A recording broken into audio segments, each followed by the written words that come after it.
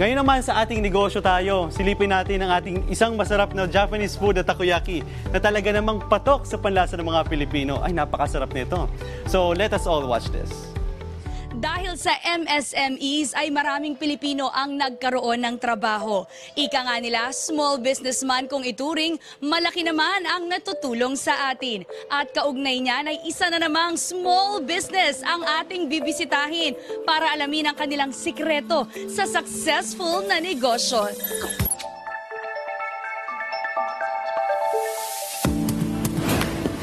Ano naman kaya ang kwentong negosyo ni Desiree Busa, ang Franchise Operations Manager ng Taco Taco Queen?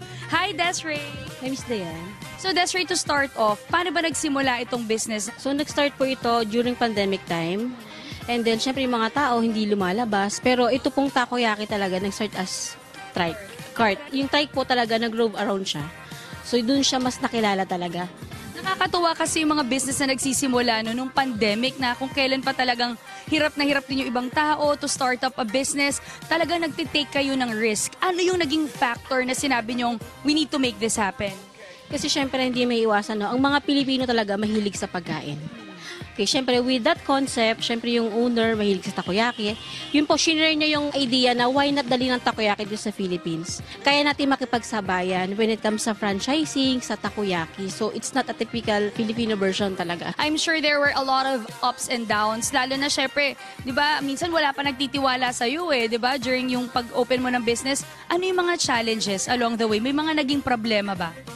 Siyempre, meron naman din po. Pero with our marketing team kasi, yun po yung edge natin Tumutulong tayo paano mo gagawin yung negosyo. Sa franchising kasi, maganda dito, kumbaga meron siyang business system. Meron siyang sistema na kung saan ikaw as mag-ooperate na lang, gagawin mo na lang yung negosyo. Kumbaga, hindi ka na mag-iisip ng isang konsepto na kung saan kailangan pa lang may marketing. Ito kasi pwede mong i-share yung brand. Kamusta ba? Nagbago ba ang buhay natin? When you started with takoyaki, syempre, lumaki na rin, pati yung franchising business ninyo. Yes po. Kasi syempre sa negosyo, merong ups and downs dyan Pero kung tutuunan mo ng pansin, i-operate mo yung business mo nang galing sa puso mo at ginagawa mo yung best mo, syempre, later on, makikita natin, ay maganda pala, satisfying pala magnegosyo. What advice can you give to those people na takot pa rin hanggang ngayon to do business or to do franchising? Kung kaya nating magnegosyo, na ngayon pa lang, gawin na po natin. Kasi syempre, ang risk nandiyan po yan Pero kung mag-i-start ka ngayon, syempre, magiging iba din yan pagdating ng panahon. So ngayon, we have here our famous takoyaki. Filipino version na takoyaki. Kasi pag natikman nyo po siya, iba yung lasa niya compare po dun sa mga existing na takoyaki in the market.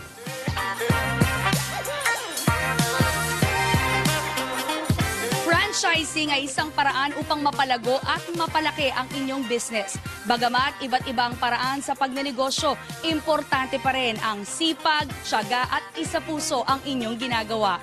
Yan ang ilan sa mga aral na ibinahagi ni Ms. Desiree Busa.